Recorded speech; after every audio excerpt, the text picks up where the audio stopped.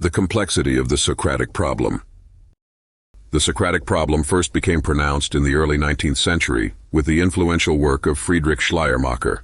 Until this point, scholars had largely turned to Xenophon to identify what the historical Socrates thought. Schleiermacher argued that Xenophon was not a philosopher, but rather a simple citizen soldier, and that his Socrates was so dull and philosophically uninteresting that reading Xenophon alone, it would be difficult to understand the reputation accorded Socrates by so many of his contemporaries and nearly all the schools of philosophy that followed him. The better portrait of Socrates, Schleiermacher claimed, comes to us from Plato.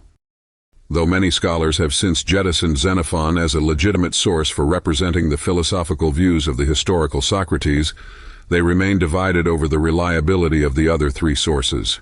For one thing, Aristophanes was a comic playwright, and therefore took considerable poetic license when scripting his characters. Aristotle, born 15 years after Socrates' death, hears about Socrates primarily from Plato. Plato himself wrote dialogues or philosophical dramas, and thus cannot be understood to be presenting his readers with exact replicas or transcriptions of conversations that Socrates actually had. Furthermore, many scholars think that Plato's so-called middle and late dialogues do not present the views of the historical Socrates. We therefore see the difficult nature of the Socratic problem. Because we don't seem to have any consistently reliable sources, finding the true Socrates or the original Socrates proves to be an impossible task. What we are left with instead is a composite picture assembled from various literary and philosophical components that give us what we might think of as Socratic themes or motifs.